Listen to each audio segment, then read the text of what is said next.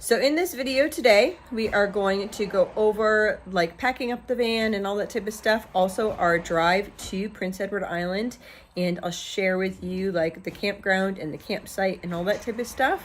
I'm going to do individual videos, I believe, on things like everything Anne Shirley from Anna Green Gables. So we did a day of that, so that will be in one video. And then we did a day at Thunder Cove, that will be in a separate video. And then we did a day in Charlottetown, and that will be in a separate video. But this video here is going to be all about our preparing to go, and then like around the campground and that type of stuff. And then at the end of the video, I am going to also share with you guys the cost of everything and how I can afford to take 14 people on vacation. I am nervous. We are going to pick up the trailer to go on the back of this 15 passenger. And I know I'll be okay driving it. It's more the backing into and getting it hitched up. I have my son with me, so I'm hoping it will turn out okay. My husband can drive anything. He has like his CDL, but me, not so much. So I think my husband might have been right, but we're not going to tell him that. Yeah, I will. So when I was looking at doing the U-Haul thing, I did it online, and it said a 4x8 trailer. So I'm thinking like 4x8 by like a trailer that you walk into, like height wise, but it's really not. It's kind of short. So I'm just hoping to cram everything in there, but I'm a good packer. So I'm thinking that I should be able to pack things up. I mean, I'm used to cramming lots of stuff in small places, so we'll figure it out. I'll show you inside the trailer. There we go. That is inside the trailer. I think my goal is, I think I'm going to try to pack the tents and stuff like at the front here, and then other stuff in the back, so that when we first get there, we can take the tents out. So I have to kind of pack it backwards, if that makes sense. I'm hoping that will work. Yeah, there should be 2 more pots to Yep, Hadessa has one. I just got this one. Okay, this is where we're at so far. I'm thinking maybe like chip food and stuff like where your knees are. And then we'll just be able to open. All right, so maybe behind this, we could put the stove like in this crack, so that this will be able to open if we need to get to stuff. And then we'll put maybe the two, have those 2 drawers as well. I don't know. This is all the stuff that we're trying to get in there. And more. So we stack the crates right there. Those are all food there. And then she put some chips behind that. Now we're working on stacking this edge here with tents. This way. That can go on top.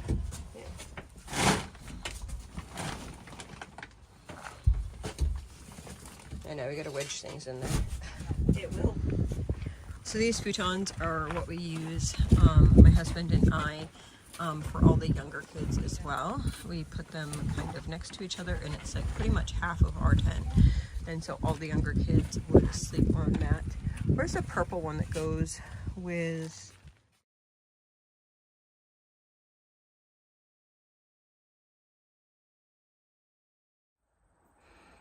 Okay, so I thought I got a clip with everything all packed up, and I did not.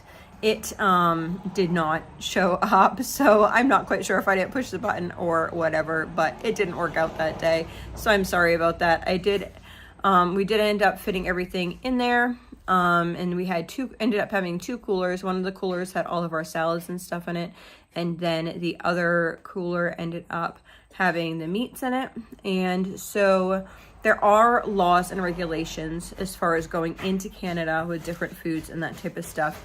There is a website by the government that provides like how much you can bring per person and that type of stuff. And basically they're looking at that you're not trying to like resell meat, or you're not trying to like resell things, but to bring food in for your family to cross the border is acceptable.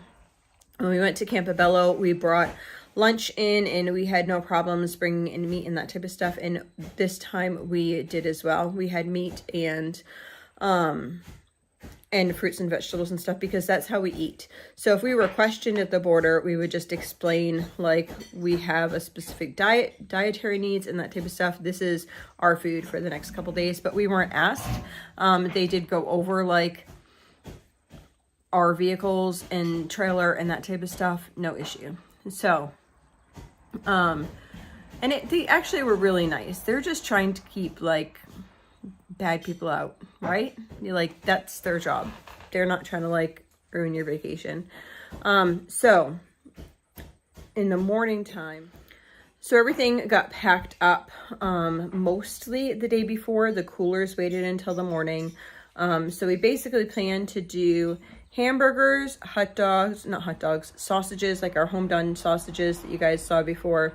Hamburgers, home done sausages, and chicken for each of the days. So hamburgers would have been like 2 days, and then sausages a day, and then the chicken, and then the salads that we made were potato salad and lentil salad with feta cheese. And what else did we make? Noodle salad, but that was the day we drove. Okay, and then we made like an Italian salad as well.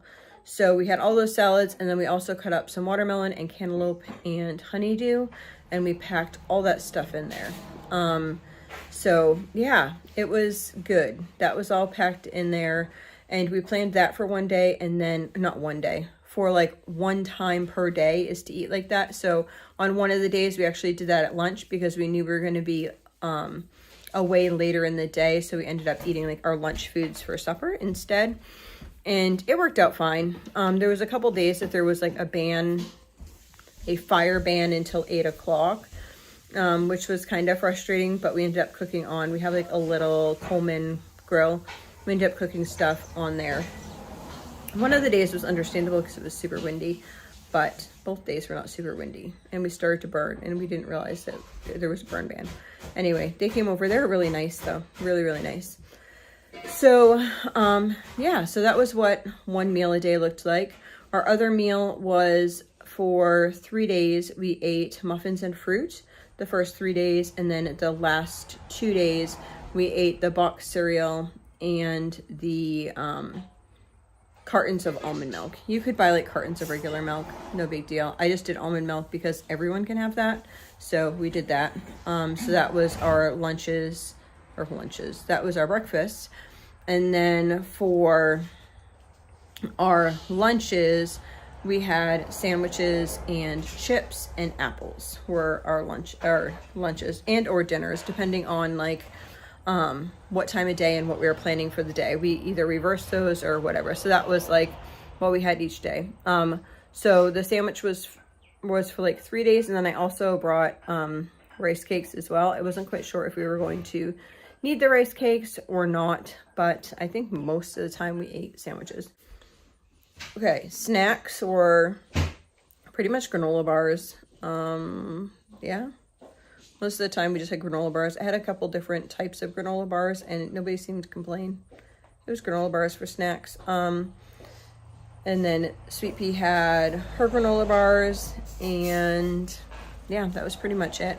We don't really eat lots of snacks, like sweet snacks, a lot of times, so it wasn't really an issue.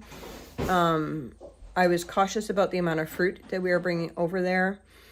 We usually eat a lot of fruits and vegetables, and I was really cautious for one, spoilage, and for two, like the government laws. So that's why I kind of stuck to granola bars, and nobody died, so we're good. Anyway, that was that. So let's go. It is 5:45 and we made it over the border. So yay, it was kind of funny when we went over the border. There was 2 Canadian geese in the road. My husband said, oh, they're welcoming us. This had been a super long trip. The kids were getting car sick and whiny, and one daughter, she ended up getting car sick, I think like 5 times. Poor thing. We got out, we walked around, we got gas, we tried to do our thing to try to get it so she wouldn't get sick. We gave everyone Dramamine before we left, but such a hard time for her. I felt so bad. So we are going on the Confederation Bridge, which is an 8-mile long bridge. It was huge. It was really crazy. In the center of this bridge, you can't actually see land on either side. One thing I love about homeschooling is that, see, we went over this bridge and I wasn't thinking of the bridge as actually being like a unit or something like that, but so many of the kids want to know how this bridge was built, how they got from one side to the other, and when it was built, and all those questions. So now we get to come home and study all about the bridge and bridge building and how different types of bridges are built and why this bridge was built and all the stuff surrounding that. And that is the cool thing about taking your kids on an adventure like this, or on any like getting out of the house and just like experiencing things, because then they can come up with the questions that they want answered, and then you can find other resources to make it into more of a homeschooling opportunity. And a lot of times it's stuff that you wouldn't even think about. Like, we were going over here to see Anna Green Gables, and that was kind of my main focus. There was some other like beachy ocean type things I wanted to do, but this bridge was so like amazing to so many of the children that we definitely need to look into bridge building more. So there is actually a fee to get over the bridge, but you do not pay it going onto the island. You end up paying it on the way back. The fee in Canadian was, I think it was $50 for a vehicle. We had to pay, I think, $8.50 more for the axles. That is in Canadian money. So for us, I think it was like $43 or something like that because of the exchange rate. So anyway, there is a fee, but they do accept all major credit cards in order to like go over debit cards, that type of stuff. So you don't have to have that in Canadian cash if you are wondering that. I had to research that before we went. I didn't need to know how much money we needed to convert from American to Canadian before we went over. So they do accept like all major type credit cards, and it's really neat because it just automatically changes the exchange rate.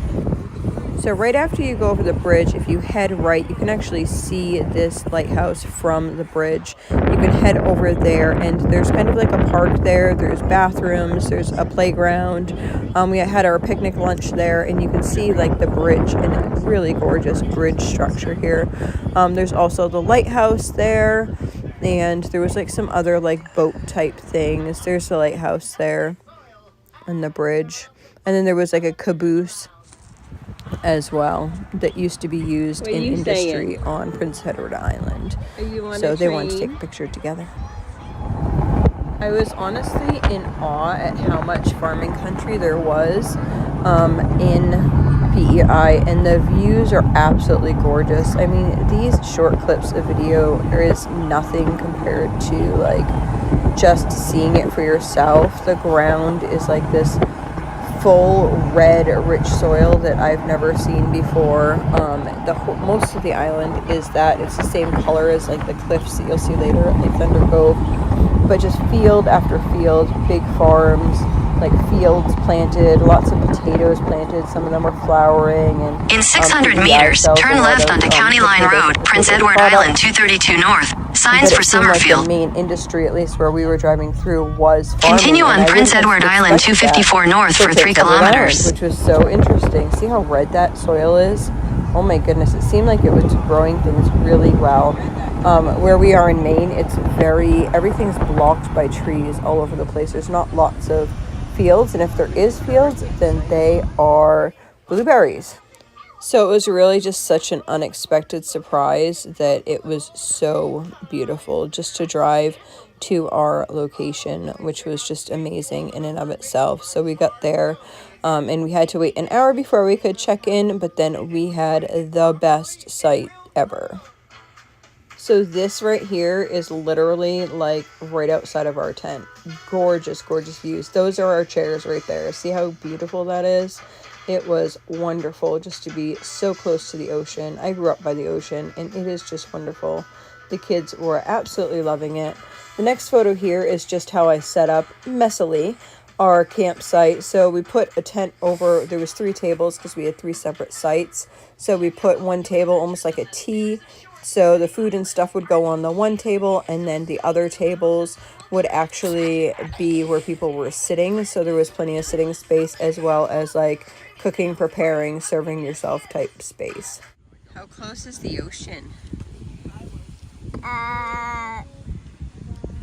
It's not so far away. Not so far away. It's right there, isn't it? Huh? Yeah. It's only like almost like 2 or 3 foot. Yeah.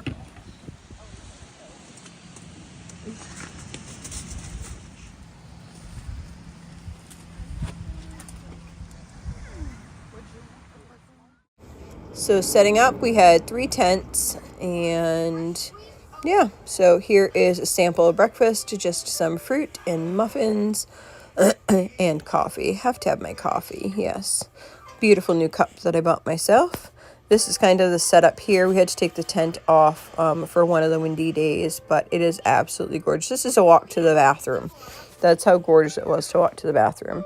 So right here is the beach just below like where we are camping, and we just went out one evening after we went to the playground and we walked along the beach, like, so that's why we're in our clothes. The cliffs, and yeah, it was just gorgeous. It's just amazing. Like, I don't know, it makes me always see like how beautiful God's earth is.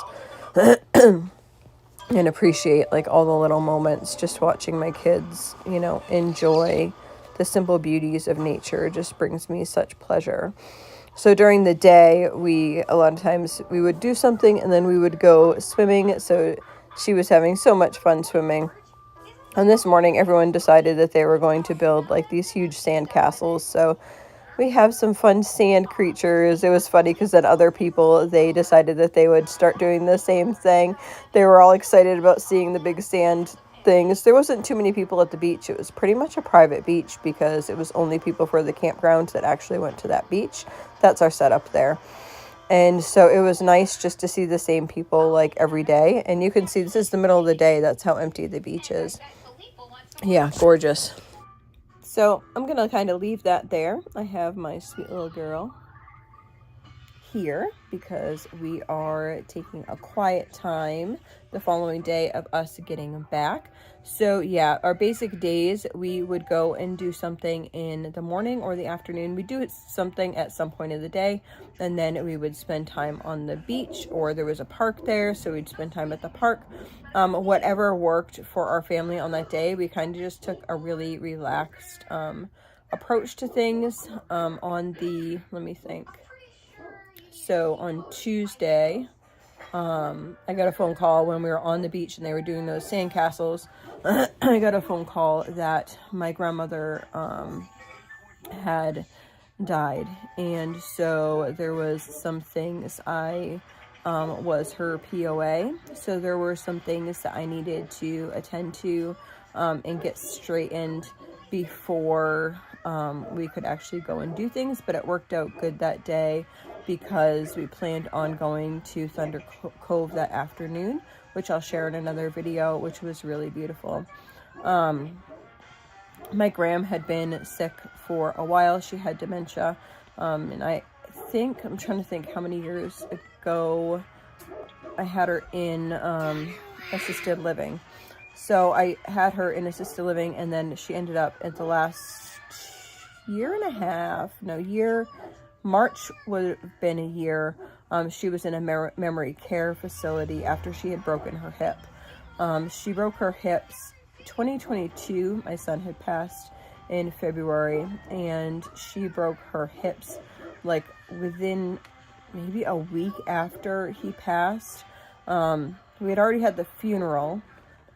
Yeah, about a week and a half. And so she was in the hospital, and we needed to give her some better care, so we moved her to a memory care facility. So she has been at the memory care facility since then. So she had been doing good in the facility for a while, and we would visit her frequently. I shared a couple times when we visited her, and so we just taking care of stuff that day, like figuring out things. She was in pain the last couple weeks, so in a way it was kind of a blessing, just because nobody wants to see your loved one in pain. And so that was, I don't know, I guess it's kind of bittersweet. Like, I'm very glad my gram was, in a way, like my mom. I was with my, and she used to joke like that. She used to say, "Oh, yes, you're my granddaughter and my daughter," or something like that. She'd say stuff like that. I lived with her a lot throughout my childhood, and she was such a sweetheart. She was one of those people that just loved wholeheartedly, and you always knew you were loved. So that was such a blessing to have her in my life for so long. So she passed, and so we figured things out that morning, and thankfully I got things situated that morning okay. She had wanted her body donated to science, and I'm saying this because I didn't know that this was like a reality of things. She wanted her body donated to science, and I don't really agree with that, but I'm going to respect her in her decisions. So that was her wishes, and the science place is allowed to refuse bodies. So yeah, I didn't know that could even happen. So then we had to come up with like a backup plan on what we were going to do. So anyway, that is what we were doing that morning while they were on the beach. But it was really kind of bittersweet because my grandmother grew up on Cape Cod, or she raised her children on Cape Cod. She grew up outside of the Cape, but so it was nice because like she loved the beach, and I felt like I was just there sitting on the beach when I heard that news, and it was kind of I guess precious, you know. Yeah. So anyway, so how much did it cost to go on this amazing vacation? Yeah, I bet y'all want to know, huh? I bet you think that I spent thousands of dollars to get oceanfront campsite, and that all these places that we had ventured on and such, which you can see in other videos, and Shirley. So Anna Green Gables is going to be one video, Thunder Cove will be another video, and then Charlottetown will be another video. All of those are included in this price. Whoa! All of those will be included in this price of the video. Sorry, my neighbors are driving go-karty things around back and forth. Yeah. Anyway, so I booked the campsites in March of this year.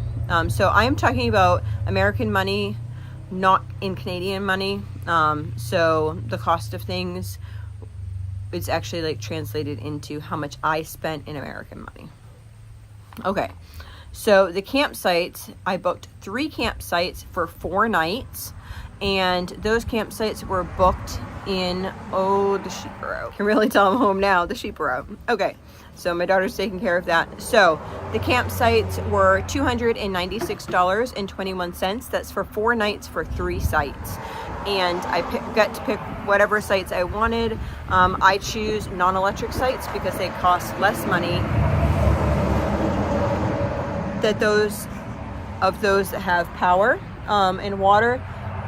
Things that I look out for are I make sure that those sites are semi-close to a bathroom and semi-close to a water source, but then like I really want as close to whatever it is that we came for to be. So these sites were available, which I was surprised. It was 3 sites. Literally, it said like beach path. So I was thinking like, I don't know, half a mile down the road, you might have the beach. That's how it's been before when we've been like on a beach path. One time we were by the beach path, and it was probably on the Cape, and that was a while to get over there, which was still wonderful. I'm not saying that it wasn't wonderful, but when we pulled up, I was shocked that we were like literally like almost on the beach. So the campsites were $296.21. So then the rest of the stuff, and I'll go into detail a little bit about how much I spent, was $557.41. That includes gas. That includes, okay, so I started with a full tank and then I filled it up. So it was a full tank. So that was my like gas that I like figured in. So gas. It was tolls, including that toll on the bridge, which was $58 Canadian. I think it worked out to 40 something in American. I forget. I didn't write that all the way down. On the Ande, we went to, and then, hold on a second, back up. Okay, so then in order to get into the park that we were camping in, we needed to get some sort of pass because it was a national park. You need to either get a daily pass, a weekly pass, or like a seasonal pass for that place, or you can get something called a discovery pass. So a discovery pass actually, it goes to kind of like the one for, like if you get a state park pass, you can do all the state parks. The discovery pass is for, do you mind? I don't kiss dogs on the lips, thanks. I'm not saying that you can't. I just prefer not to kiss dogs. I can give them affection other ways by petting them. Anyway, so it's a one-time park pass that would get us into the park, but it also gets you into other historical sites and other state parks. So before we had left, I checked to see if there was other places in New Brunswick, which is where we border with, that I might be interested in going that were within driving distance. So I checked out some of those things, and I also checked out things on the island, and I also checked out just if it would be worth it for me to buy this Discovery Park Pass. So I asked them when I got there. Now, to me, it was kind of like a 50-50. There was some considerations. So to get the park pass, I wanted to see that it was the day that I got it. So like if I got it on the 22nd, then it would be like July 22nd of the following year. Not that it would end up at the end of this year. So that was one of my big considerations, because that means like if it's July 22nd, that means if we wanted to do like a camping trip like next June, July, before the 22nd at one of the state parks, that we would be able to do that, and it would still fall underneath this category of the Discovery Pass. So I ended up getting this Discovery Pass. I want to say the price difference, it would have been like $95 Canadian or something like that for us to get the park pass for the days that we were there. Okay, and then so the Discovery Pass was $153, I want to say. I am not professional with this because I forget like Canadian, American, that type of stuff. It was very confusing. So I ended up getting the park pass, thinking that next year we'll go camping. It would be worth it. 2 90s is 180, so I'm saving money, right? But they also gave me a flyer of a bunch of things that were free there. So the park pass actually included one of the places that we planned on going anyway, which was super exciting because children under 17, it covers the I think it's called Anne's Heritage Place. So children under 17 are free, which is super awesome. And then it included adult tickets, which were $14.50 a piece. Adult tickets up into 7 tickets. You could have like 7 free passes to get in. We only had 6 people that were over 17 and older. So we were fine. We got in there for free. So that would have been $14.50 times 6. Yeah, I already paid for my pass. You guys see? Like, so between going back and forth, there is a hummingbird right here. So cool. Oh, went that way. I was going to try and flip you around so you could see it real quick. So yeah, we already paid for that pass, and we saved, let's see, I think I figured it out that we would have saved like $40. So, yeah. So, things that we did.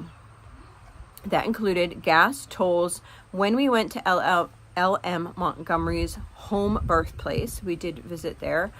We stopped by but did not go in because they were doing construction out front. It's on the same road. There's the Montgomery place, and you'll see like in the video of this. We stopped there. That was her birthplace. And then we went down the road to like her actual house where she got the inspiration for her books. There was the Lake of Shining Waters there. That was kind of pricey to get into, or I feel it was. It was her home, and I think it was like 70 something Canadian. It worked out to be $53 American. So $53 American to get into this, get into the place. And then you can walk the grounds and that type of stuff. We did not do any trails there.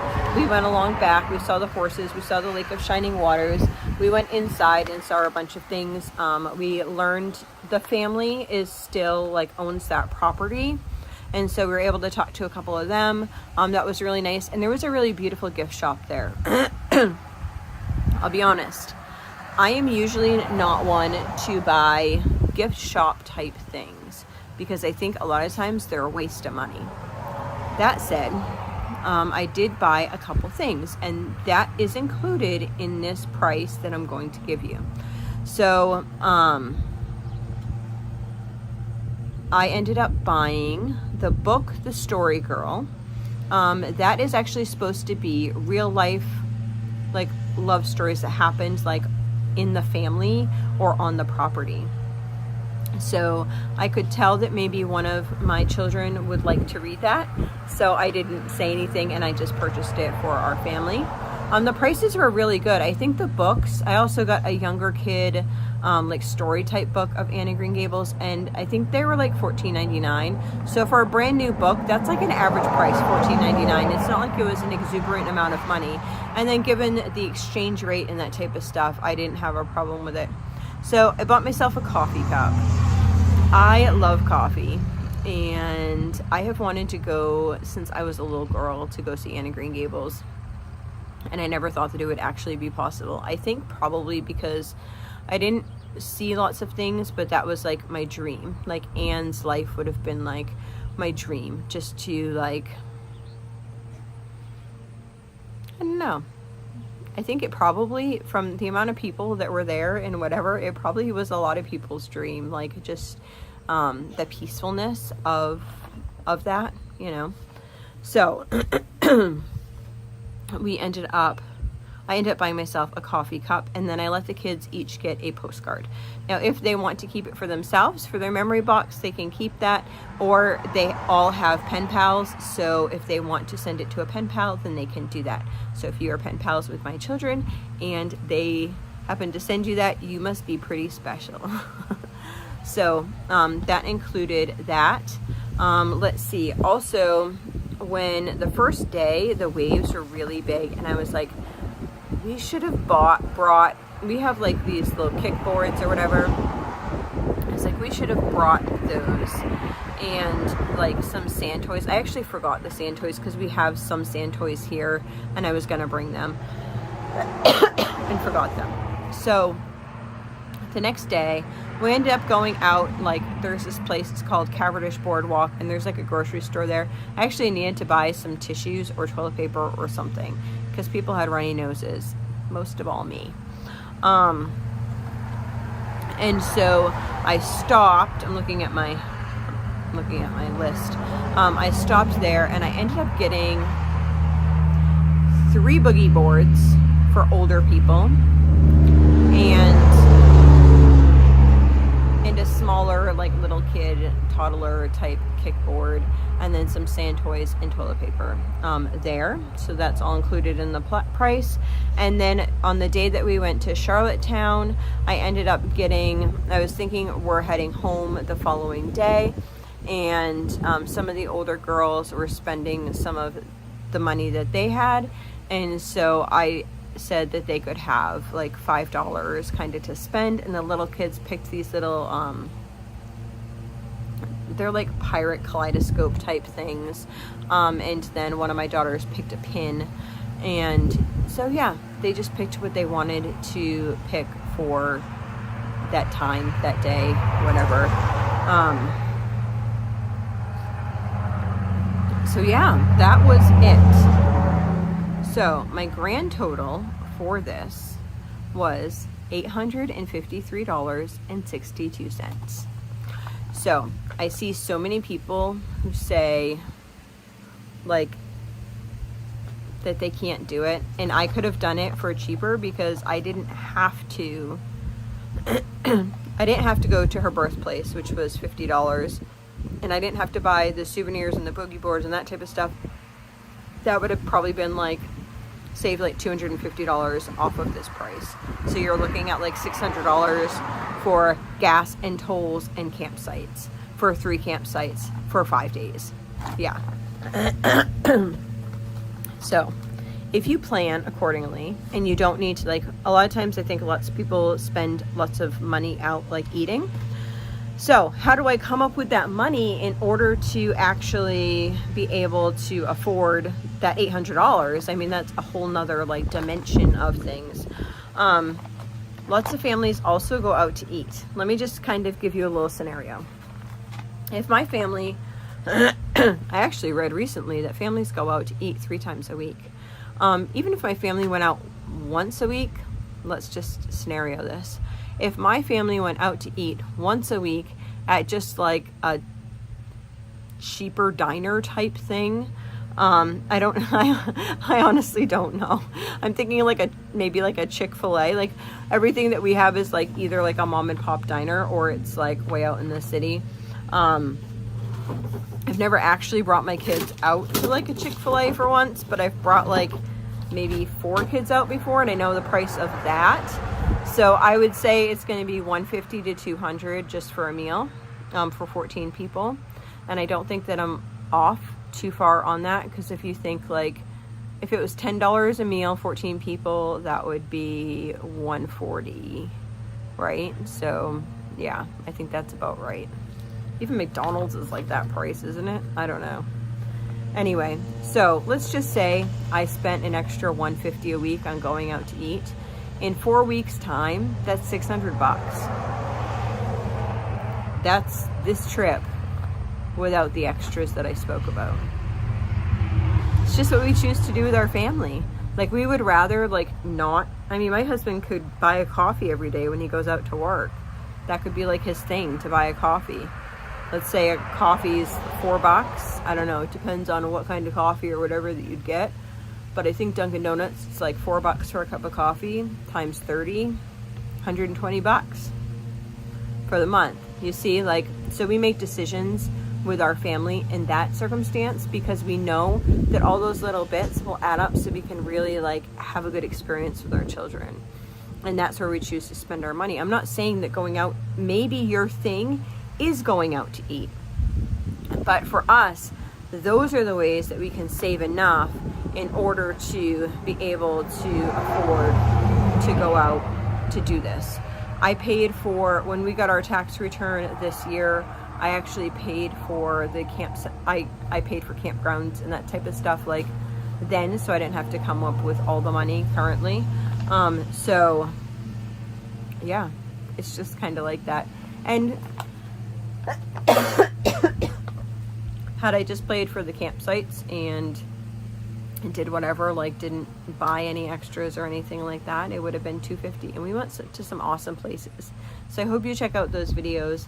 I hope this actually encourages you to try to get out there, to maybe make some different choices so you can bring your kids on different adventures or experiences, because it's really, really special. So I hope you all have a blessed and lovely day.